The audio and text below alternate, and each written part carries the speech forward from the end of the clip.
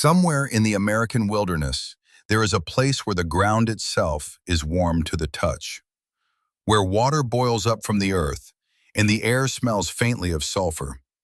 Millions of people visit it every year, walking happily across a thin crust of rock, never realizing what is sleeping just beneath their feet.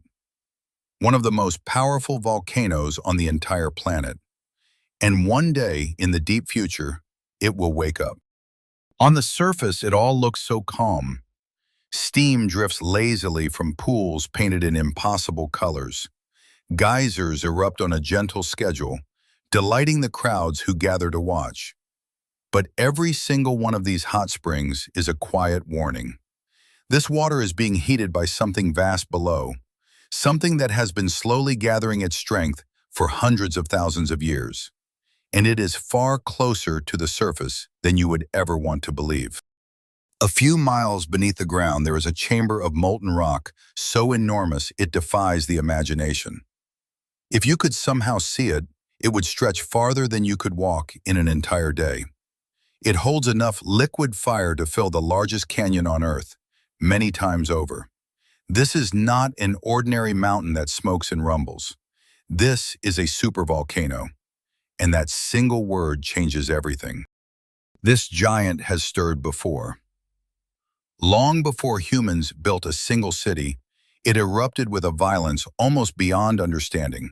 Not once, but again and again, every few 100,000 years. Each time it collapsed the ground into a crater so wide you cannot see across it while standing inside it. Its last truly great eruption was around 640,000 years ago. By the slow rhythm of its own ancient clock, it has almost come round again. To understand what this really means, you must forget every volcano you have ever seen. A normal eruption might bury a single town under ash and rock. A super-eruption is thousands of times more powerful, enough to bury entire regions and to dim the skies above the whole world. There has not been one in all of written human history. No person alive today has ever witnessed what would come next. So let us imagine the day it finally begins to stir. It would not happen in silence. First, the earth starts to tremble. Thousands upon thousands of tiny earthquakes swarming beneath the ground. The land itself begins to rise, swelling slowly upward, like a great chest drawing in a breath. The famous geysers turn violent, wild, unpredictable. Deep below, the pressure climbs past its final limit, and then the ground tears open. The first blast rips a wound across the earth several miles wide. A towering column of ash and shattered rock roars upward faster than a jet, punching through the clouds and climbing toward the very edge of the sky. The sound of it rolls outward for hundreds of miles. In an instant, bright day dissolves into an eerie brown twilight. And this is only the very beginning. Higher and ash climbs until it flattens out across the heavens like an endless black ceiling. Millions of tons of pulverized rock and glass are hurled into the atmosphere with every passing second. The raw energy released dwarfs every weapon humanity has ever built, all of them combined. Seen from space, a single dark stain begins to bloom and spread across the continent. In moments, the face of the planet has changed. Close to the volcano, the danger arrives instantly. Great waves of superheated gas and ash surge outward across the land, moving faster than anything could ever hope to outrun. Whatever lies in their path is swallowed and buried within moments. For 100 miles in every direction, the familiar world is erased and reshaped into a gray, silent desert. And yet, the deadliest force here is not the heat. It is the ash, and it is about to travel everywhere. Lifted by the high winds, the vast ash cloud drifts out across the entire continent. Within days, it begins to fall on cities more than 1,000 miles from the eruption. This is nothing like soft, gentle snow. It is powdered stone and tiny shards of glass, heavy, abrasive, and impossible to breathe. It settles over roads, rooftops, and endless fields in a thickening gray shroud. And unlike snow, it will never simply melt away. Wherever the ash falls thickly, ordinary life simply stops. Roofs groan and buckle beneath its crushing weight. Engines choke on it and fall silent. Power lines sag and fail. The great farmlands that feed millions of people vanish under a smothering blanket of gray. Clear rivers thicken into sluggish, muddy sludge. In just a handful of days, the beating heart of a continent falls terribly quiet. But the whole world is about to grow colder. Far above the ruined land, the eruption has flung a fine veil of particles all the way around the globe. Sunlight, racing down toward the surface, is scattered and turned back into space. Across the entire planet from pole to pole, the sky begins to dim. The days grow gray and pale. The summers turn strangely cold. This is what scientists call a volcanic winter. And it does not last for days, it lasts for years. As the planet cools, the consequences ripple into every distant corner of the world.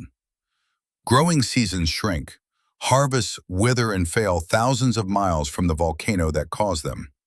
A single mountain in one land can chill the farms of another, on the far side of an ocean.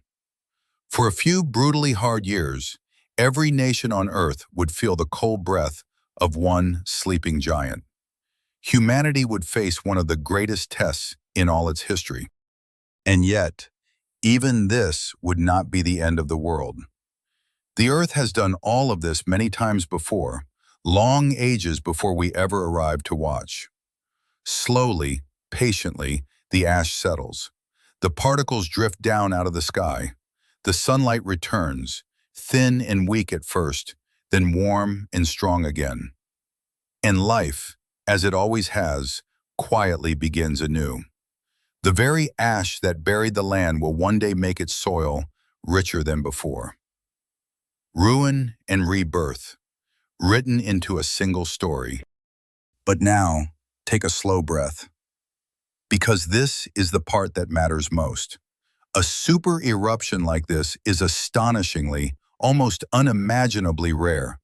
The kind of event separated by hundreds of thousands of years.